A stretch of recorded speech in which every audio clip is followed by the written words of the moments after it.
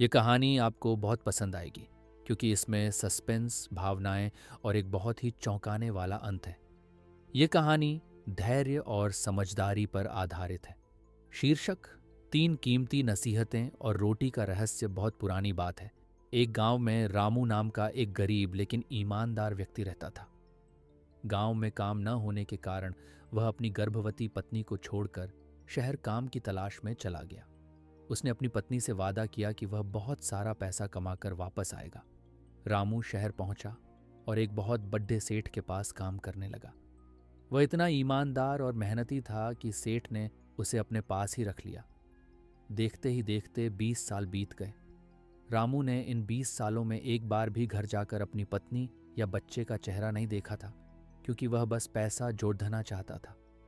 20 साल बाद रामू को अपने घर की बहुत याद आने लगी। उसने सेठ से कहा, सेठ जी, अब मैं बूढ़ा हो रहा हूं और मुझे अपने परिवार के पास जाना है। कृपया मेरा हिसाब कर दें। सेठ बोला, रामू, तुमने बहुत वफादारी से काम किया है। तुम्हारे 20 साल की कमाई के 20,000 रुपये बनते हैं, लेकिन मेरे पास तुम्हारे लिए एक प्रस्ताव है। रामू ने पूछा, कैसा प्रस्ताव सेठ जी?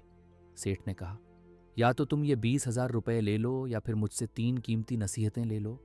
याद रखना, नसीहतें पैसों से कहीं ज्यादा कीमती होती हैं। रामू ने बहुत सोचा और अंत में अपनी ईमानदारी और सेठ पर भरोसे के कारण नसीहतें चुनी। सेठ ने उसे पैसे नहीं दिए, बल्कि 3 बातें कहीं। पहली नसीहत, कभी भी शॉर्टकट रास्ता मत चुनना, हमेशा मुख्य रास्ते से ही जाना। दूसरी नसीहत, जहां तुम्हारा काम ना हो वहां अपनी नाक मत अड्डाना, यानी उत्सुकता को काबू में रखना। तीसरी नसीहत, गुस्सा आने पर कभी भी तुरंत फैसला मत लेना, पहले रात भर का इंतजार करना। विदाई के समय सेठ ने रामू को 3 बड्ढी रोटियां दी और कहा, ये रास्ते में खाना। पहली रोटी आधे रास्ते में, दूसरी गांव पहुंचने पर, और तीसरी रोटी तभी खाना जब तुम अपने परिवार के साथ बैठकर भोजन करो। रामू पैदल ही अपने गांव की ओर निकल पड़ा। रास्ते में उसे कुछ यात्री मिले। उन्होंने कहा, अरे भाई, मुख्य रास्ते से जाओगे तो 2 दिन लगेंगे, जंगल के इस शॉर्टकट से चलो, शाम तक पहुंच जाओगे। रामू जाने ही वाला था कि उसे सेठ की पहली नसीहत याद आई। वह मुख्य रास्ते पर ही रहा।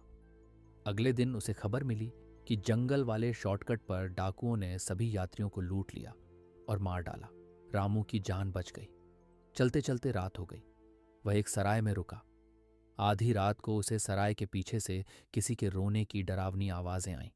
वह उठकर देखने ही वाला था कि उसे दूसरी नसीहत याद आई, जहां काम न हो वहां नाक मत अड्डाओ। वह चुपचाप सो गया। अगली सुबह सराय के मालिक ने उसे बहुत सारे फल दिए। रामू ने पूछा, क्यों? मालिक बोला, यहां रात को एक पागल साया घूमता है। जो भी उसे देखने बाहर निकलता है वह उसे मार देता है। कल रात तुम बाहर नहीं आए, इसलिए तुम्हारी जान बच गई। रामू ने चैन की सांस ली। आखिरकार रामू रात के समय अपने घर के पास पहुंचा। उसने खिड़की से झांक कर देखा तो उसके होश उड्डरी डच गए। उसकी पत्नी के साथ एक नौजवान लड़रिक का बैठा था। रामू को लगा कि उसकी पत्नी ने उसे धोखा दिया है। गुस्से के मारे उसका खून खौल उठा।